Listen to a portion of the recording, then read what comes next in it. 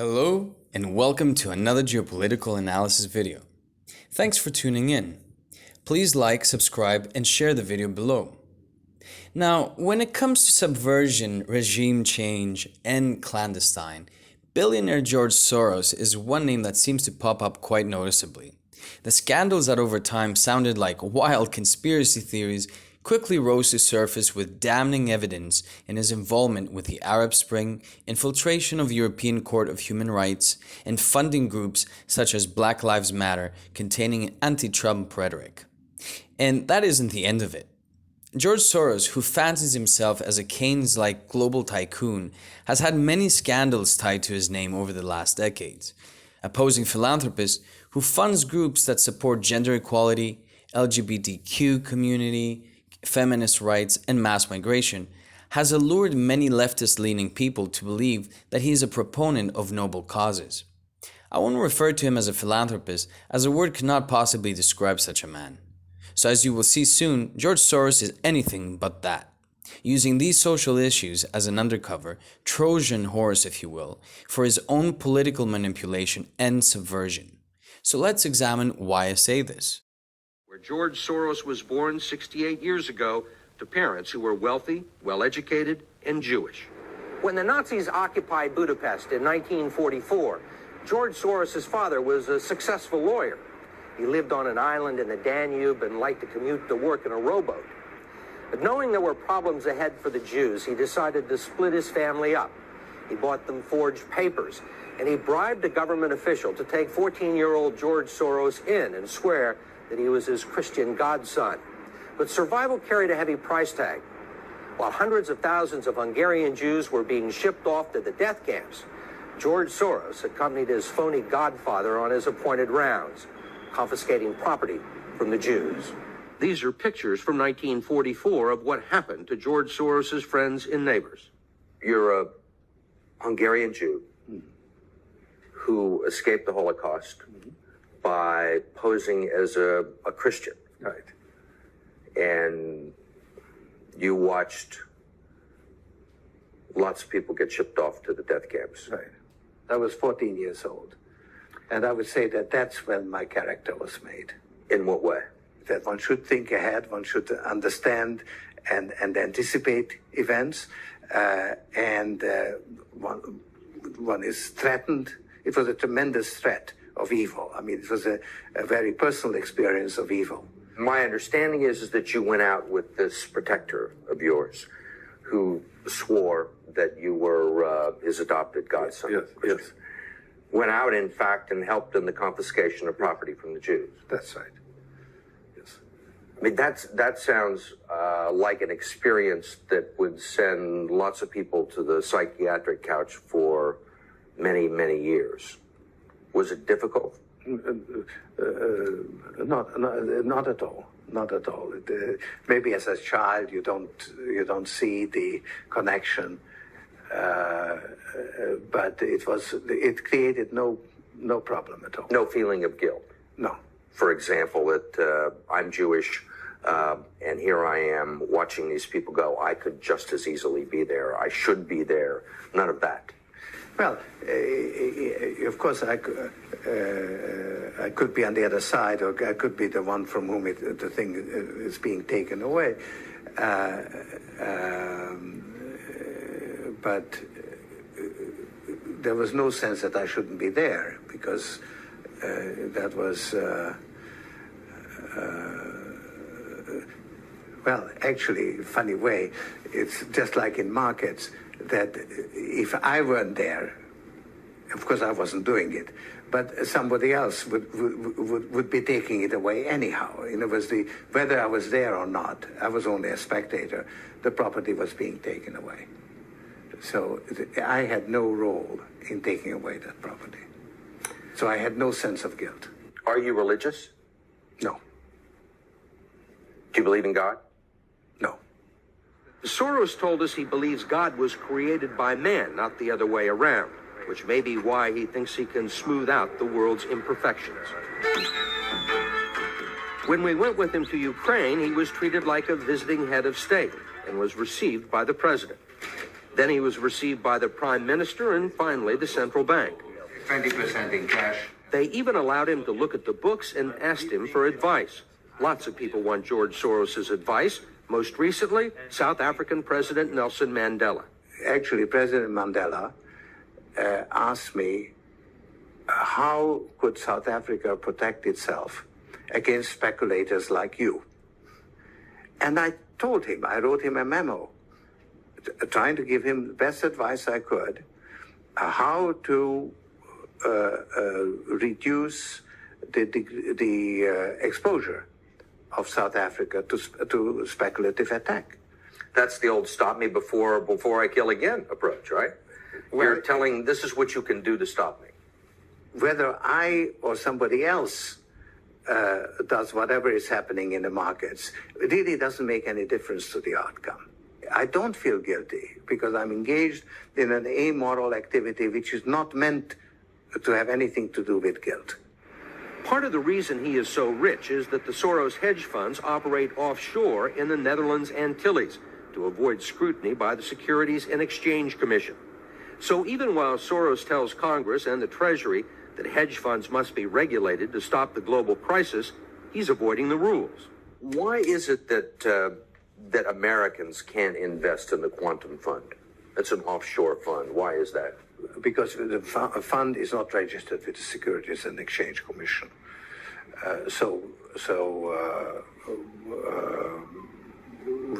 We are not Licensed to do business in the United States. That's right. Because?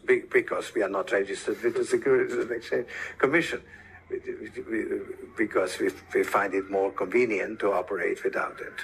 So in some ways it's to escape regulation. Yeah, that's right. But you've been sitting here talking about the need for regulation. Yes, and whatever regulations are imposed, we will obey. We already conform to everything. Well, that was awkward and a bit entertaining, you must admit. It shows that he has no remorse and that at the same time as a narcissist, he is deflecting the blame. No guilt, no remorse of his actions. Albeit he was a teenager and he throws a teenager card towards the end, but you can see that the double standard game that he's playing and the capitalist gains that he reaps at the same time portrays him as what? As a hypocrite. A hypocrite, really. How is he supporting minority groups and really cares about the marginalized and all these sensitive issues like gay rights or gender equality or human rights of immigrants when he doesn't even have sympathy for his own people? Again, this indicates a character who is purely opportunistic and a narcissist. This should raise a red flag for those who think that he's a philanthropist. I mean, the hypocrisy and contradiction as he reaps the capitalist gains with no remorse and then poses as a proponent of human rights and activism is just pitiful. Now, obviously his involvement in the British economy where he was hedging for the British pound to collapse did not work out very well for him. But even recently, when he was hedging that the Greek economy would go bankrupt, he was obviously purchasing credit default swaps, which are credit derivative contracts that enable investors to swap credit risk on a company or a country. And if that's not enough, recent allegations from the European Organization of Court, Law, and Justice indicates that the European Court of Human Rights has been heavily bribed and influenced by his so-called open society ideology, supporting all these groups and all these other judges that were bribed to pass on the public policies that he saw fit that Austria, Greece, Germany, Italy, France, and many others should adopt, such as same-sex unions, or let's say feminist activists to abolish life imprisonment, the right to abortion, and many other scary things such as Sharia law, which was actually forced in Greece due to the influence of his so-called Open Society Foundation. Now, all of this has been reported by the director of the European Center for Law and Justice, Gregor Pupnik. Now, there's an extensive report that someone can go in and see all the judges that have been bribed and all the organizations since 2009 that have been promoting his ideology. Whether you support his ideology or not is irrelevant, as the way that he bribed the judges and tried to assert his policies into other nationalistic or, let's say, conservative countries, which are very sensitive to some of these issues, indicates again that he is someone who wishes to subvert the establishment and the government. Now, let us also go to the allegations of colluding for the silencing of conservatives in the social media platforms. An extensive report has been found that he was colluding with social media platforms such as Google, Facebook, and also Twitter in order to silence any pro-Trump supporters. Now, something much more riveting is his involvement in the Arab Springs, a very recent book that has been published by Ahmed Ben Sara details in his new book, Arabesque, about the revolutions that took place in North Africa. He details the involvement and the careful planning by the State Department, CIA, through foundations of George Soros and pro-Israel lobbies. All focus exclusively on removing reviled despots without replacing the autocratic power structure that kept them in power. Now, they were promulgating regime change and disinformation in the Arab world in order to change the government, to create U.S. protectorates. Now, as you recall, during those years since 2011, the U.S. was strongly advocating for these regime change events that we saw in North Africa. Arab Spring protests were not organic whatsoever, and the disinformation was what really led to the revolt. Of course, it is well documented over the years that America's biggest export is democracy. Now, Soros and his Open Society have not only openly funded the Democratic Party, but have been using tactics in order to execute the plan for regime change, both in the US but also in the Arab world. More evidence on the collusion of Obama administration and Soros surfaced after the Panama Papers were leaked, indicating that not only George Soros had a connection to the US Treasury and other governmental organizations, but also to the CIA and the US State Department. By August 2010, there were already reports that Soros had allegedly visited the White House 35 times, meeting with the President Barack Obama.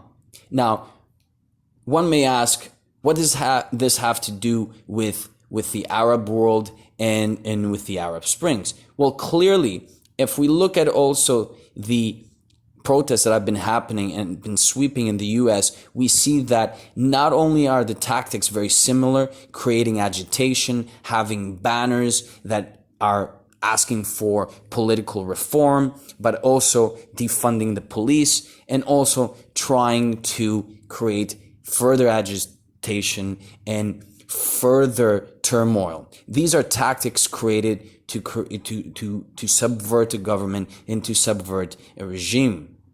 Now, the report produced in October 2016 by Manzenti report indicates that George Soros not only has been supporting and backing the Black Lives Matter, but has been funding many millions in order to get these activists going since the Ferguson protests in 2014. Now, just like this article says over here, this report, he is one of the largest donors of Hillary Clinton's presidential campaign. This has been openly accepted. We know that he's been funding the Democratic Party, and the whole the whole thing is just stinks from top to bottom. I mean, not only are these reports indicating the collusion, we also have Hillary emails that were leaked indicating that there was no proof whatsoever that Gaddafi was bombing and killing innocent Libyans which was essentially the pretense for the removal of Gaddafi. But these emails show the collusion that has been taking part also in supporting Muslim Brotherhood, which was steering these protests as well. Now, in December 2015, there was a speech by the Muslim American Society and Islamic Circle of North America. The executive director, Nihad Awad, urged American Muslims to support the cause of Black Lives Matter, saying, "Black Lives Matter is our matter. Black Lives Matter is our campaign." So there's no question here of the connection of Soros Open Society to the Obama administration, and obviously the other groups that we mentioned here in collusion to subvert the governments of the Arab world. Similar tactics that the Muslim Brotherhood has been using are seen also in Black Lives Matter. We know that Black Lives Matter has been funded by the Open Society group. And we know this not only from the report that I showed you, but we know this from the Open Society US Programs Board meeting that took place in May 2015, when not only was police reform being advocated here and explained in detail how that would unfold, but also openly, the report shows many other groups that have been funded by the Open Society, such as Black Lives Matter, Ferguson Action,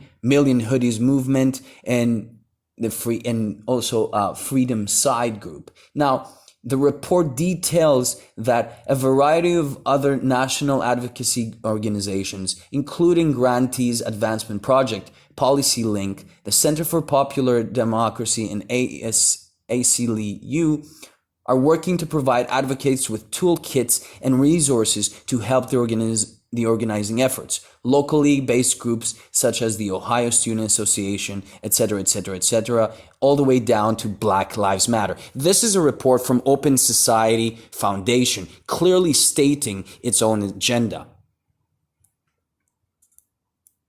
Now, I would like to move down to the connection of how this is being done, the actual tactics. We know the strategy, but what are the real tactics? Just like in 2010, the Brotherhood had Al-Qaeda and militant factions with ISIS, we see in 2020 that Black Lives Matter has new Black Panthers and militant factions with Antifa. We have seen Antifa members with guns, and we have seen even Black Lives Matter being together and joining, creating autonomous zone groups. Also, in 2010, the Brotherhood tore down statues and symbols they identified as culturally oppressive to their political views. Same in 2020, we've seen Black Lives Matter tear down statues, symbols which identify an oppressive dogma that back hundreds of years ago that was oppressive to the political views, right? In 2010, the Brotherhood burned books, destroyed history, and removed the cultural opposition by force. Same in 2020, we see Black Lives Matter promotes burning books, destroying history, and canceling the cultural opposition by force. Now, in 2010, the Muslim Brotherhood was using social media to organize its political activity, and big tech facilitated even by setting up local networks for protests. Again, 2020, we see social media to organize political media and the big tech involved, which is facilitating in this deployment, which are using all these local networks to assist in this protest. The Muslim Brotherhood in 2010 also attacked the police and also framed their Islamic extremist movement as oppressed by law enforcement. Similarly enough, you see that this is an eerie pattern because the funder, the donor, is the same. The strategy is the same. The tactics are the same. In 2020, Black Lives Matter attacks the police and frames their movement as oppressed by law enforcement. I believe this is blatantly clear that the connection here not only has the same tactics, but ultimately has the same agenda, which is regime change, subversion, and clandestine. Thank you so much for watching. I hope you got to realize how unseemingly disconnected world events are actually sponsored and funded by similar source for political manipulation, subversion, and clandestine. Now, the next topic will include the Mediterranean mess and the Libyan crisis that is not only going to affect world politics, but is actually right now heating up, dragging the UN to actually have to create some sort of negotiations and ceasefire. Thanks so much for watching again. Please support, share, like the video, and subscribe below. Thank you, and good luck.